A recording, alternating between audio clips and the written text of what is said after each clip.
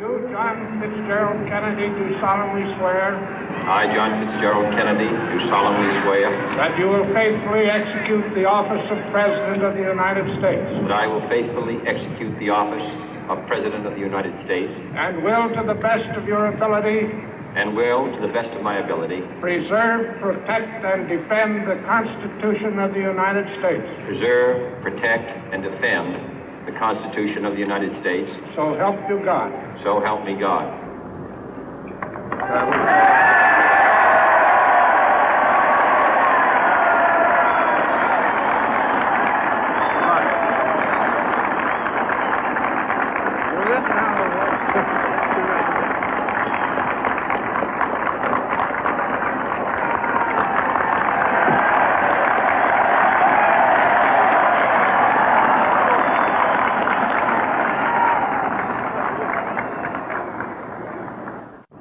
Vice President Johnson, Mr. Speaker, Mr. Chief Justice, President Eisenhower, Vice President Nixon, President Truman, Reverend clergy, fellow citizens.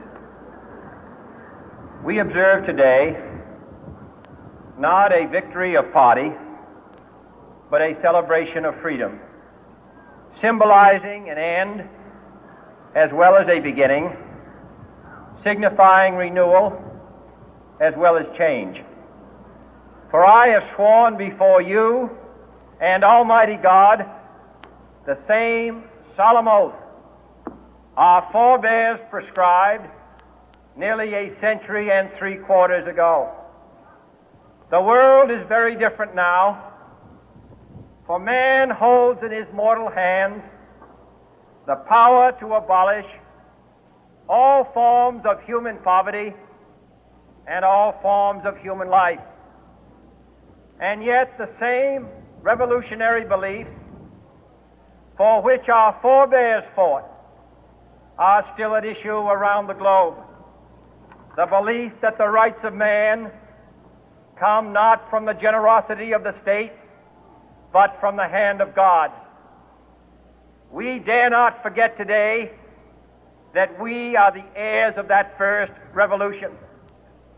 Let the word go forth from this time and place to friend and foe alike that the torch has been passed to a new generation of Americans born in this century, tempered by war, disciplined by a hard and bitter peace, proud of our ancient heritage, and unwilling to witness or permit the slow undoing of those human rights to which this nation has always been committed and to which we are committed today at home and around the world.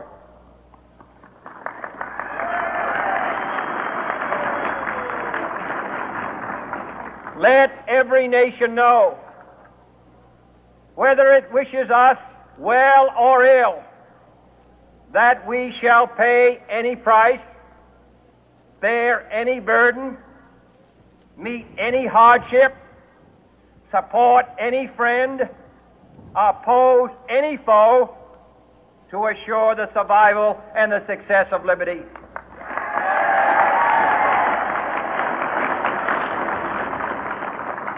This much we pledge and more.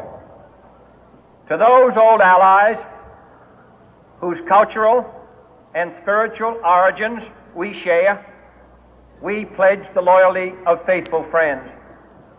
United, there is little we cannot do in a host of cooperative ventures. Divided, there is little we can do, for we dare not meet a powerful challenge at odds and split asunder. To those new states whom we welcome to the ranks of the free, we pledge our word that one form of colonial control shall not have passed away merely to be replaced by a far more iron tyranny. We shall not always expect to find them supporting our view, but we shall always hope to find them strongly supporting their own freedom, and to remember that in the past, those who foolishly sought power by riding the back of the tiger ended up inside.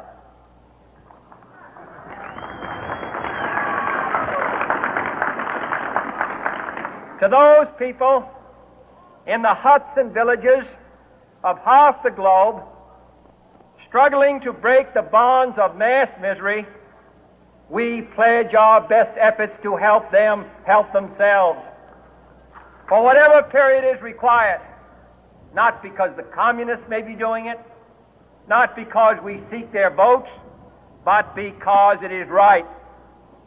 If a free society cannot help the many who are poor, it cannot save the few who are rich.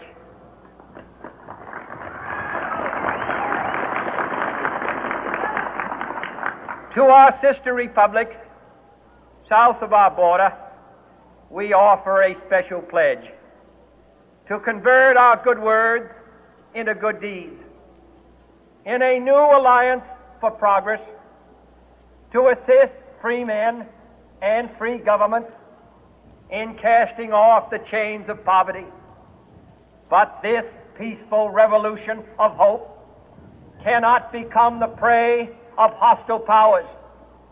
Let all our neighbors know that we shall join with them to oppose aggression or subversion anywhere in the Americas.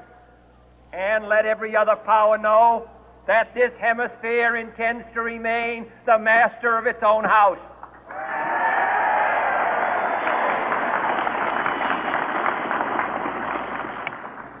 To that World Assembly of Sovereign States, the United Nations, our last best hope, in an age where the instruments of war have far outpaced the instruments of peace, we renew our pledge of support to prevent it from becoming merely a forum for invective, to strengthen its shield of the new and the weak, and to enlarge the area in which its writ may run.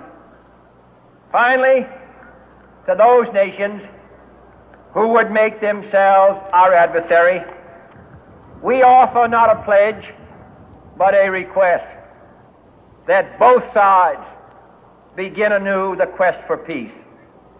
Before the dark powers of destruction, unleashed by science, engulf all humanity in planned or accidental self-destruction, we dare not tempt them with weakness, for only when our arms are sufficient beyond doubt can we be certain beyond doubt that they will never be employed. But neither can two great and powerful groups of nations take comfort from our present course, both sides overburdened by the cost of modern weapons, both rightly alarmed by the steady spread of the deadly atom, yet both racing to alter that uncertain balance of terror that stays the hand of mankind's final war. So let us begin anew, remembering on both sides that civility is not a sign of weakness, and sincerity is always subject to proof. Let us never negotiate out of fear, but let us never fear to negotiate.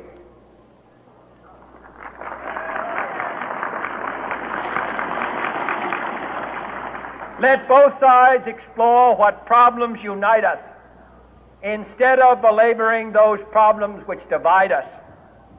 Let both sides, for the first time, formulate serious and precise proposals for the inspection and control of arms, and bring the absolute power to destroy other nations under the absolute control of all nations.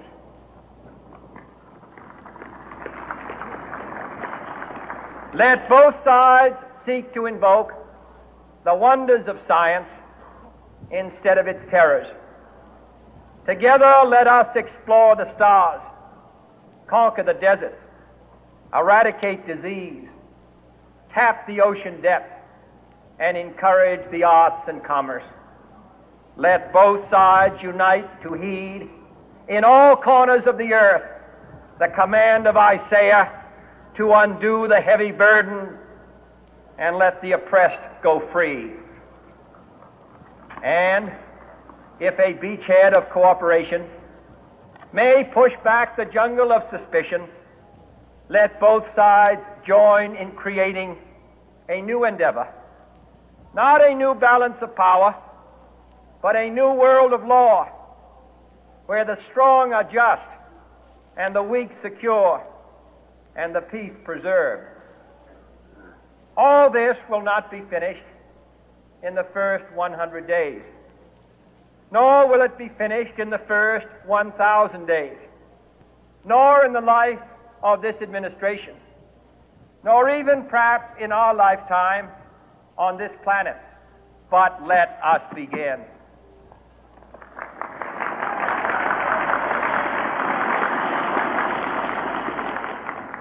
In your hands, my fellow citizens, more than mine, will rest the final success or failure of our course. Since this country was founded, each generation of Americans has been summoned to give testimony to its national loyalty. The graves of young Americans who answered the call to service surround the globe. Now the trumpet summons us again, not as a call to bear arms, though arms we need, not as a call to battle, though in battle we are, but a call to bear the burden of a long twilight struggle, year in and year out, rejoicing in hope, patient in tribulation, a struggle against the common enemies of man, tyranny, poverty, disease, and war itself. Can we forge against these enemies a grand and global alliance, north and south, east and west, that can assure a more fruitful life for all mankind?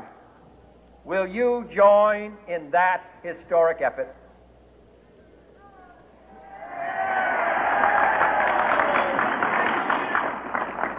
In the long history of the world, only a few generations have been granted the role of defending freedom in its hour of maximum danger. I do not shrink from this responsibility. I welcome it.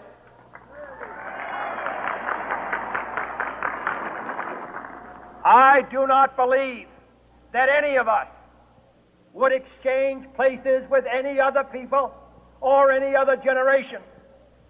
The energy, the faith, the devotion which we bring to this endeavor will light our country and all who serve it. And the glow from that fire can truly light the world. And so, my fellow Americans, ask not what your country can do for you, ask what you can do for your country.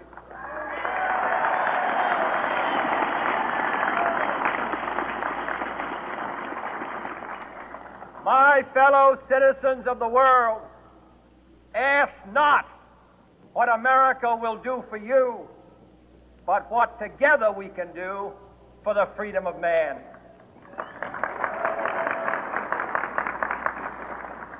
Finally, whether you are citizens of America or citizens of the world, ask of us here the same high standards of strength and sacrifice which we ask of you. With a good conscience, our only sure reward, with history the final judge of our deeds, let us go forth to lead the land we love, asking His blessing and His help, but knowing that here on earth God's work must truly be our own.